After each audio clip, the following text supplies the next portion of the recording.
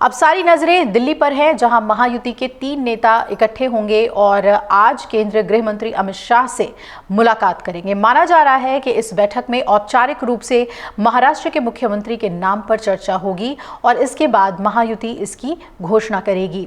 अजीत पवार भी संकेत दे चुके हैं कि 30 नवंबर या 1 दिसंबर को मुख्यमंत्री चेहरे की घोषणा होने की संभावना है।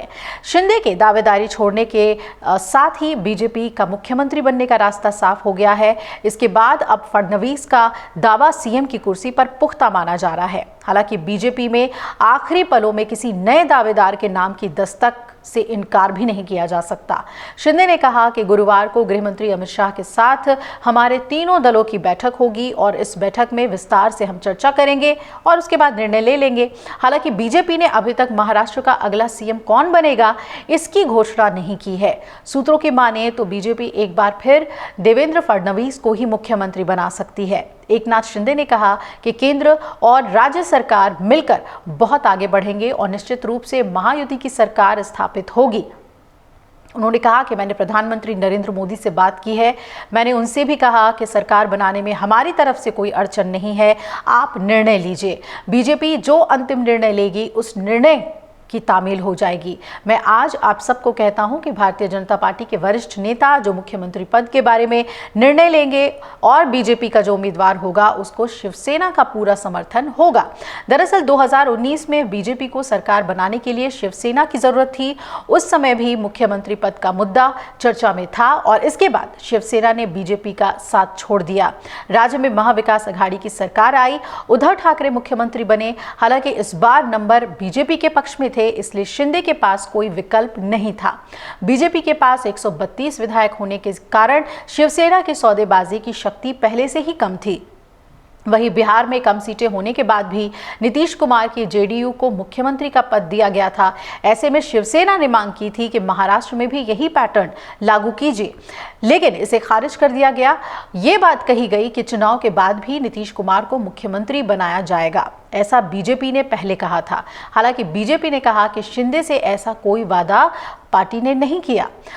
वहीं शिवसेना प्रवक्ता शीतल म्हात्रे ने कहा कि मराठी समाज की मांग है कि एकनाथ शिंदे फिर से मुख्यमंत्री बने।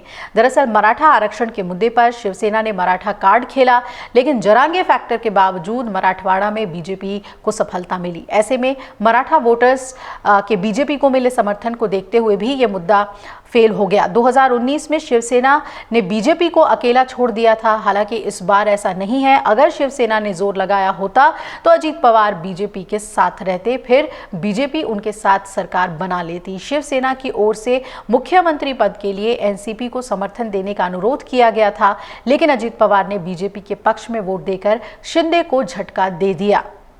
महायुति ने शिंदे के नेतृत्व में विधानसभा का चुनाव लड़ा, ये बहुत ही सफल रहा। अब शिवसेना ने मांग की है कि शिंदे को स्थानीय निकायों के चुनाव, खासकर मुंबई और ठाणे नगर निगम चुनाव तक मुख्यमंत्री बना रहना चाहिए, लेकिन वो मांग भी नहीं मानी गई। तो शिंदे की ओर से कहा गया कि बीजेपी ने सत्ता हासिल करनी चाहिए, तो शिवसेना को मुख्यमंत्री पद दे दिया। अब इनकार किया जा रहा है। शिवसेना की ओर से यह भी दावा किया गया कि अगर इस तरह का संदेश गया तो ये महायुति को महंगा पड़ेगा, लेकिन इस दावे को भी खारिज कर दिया गया। महायुति ने महाराष्ट्र की 288 विधानसभा सीटों में से 230 सीटों पर जीत दर्ज की है और बीजेपी ने सबसे ज्यादा 132 सीटें जीती हैं, जबकि उसके सहयोगी दल शिवसेना ने 57 और अजीत पवार के नेतृत्व वाली एनसीपी ने 41 सीटों पर जीत हासिल की है। तो ये तमाम फैक्टर्स रहे, शायद इसके वजह से ही बैकफुट पर शिंदे आ गए हैं और उन्होंने अपनी पूरी हामी भर दी है बीजेपी के मुख्यमंत्री को लेकर। अगर आप ये वीडियो YouTube पर देख रहे हैं तो हमारे चैनल को सब्सक्राइब कर बेल आइकन दबाएं और Facebook पर देख रहे हैं तो हमारे पेज को लाइक करें। 8 मिलियन प्लस सब्सक्राइबर, आपके इस भरोसे के लिए बहुत धन्यवाद।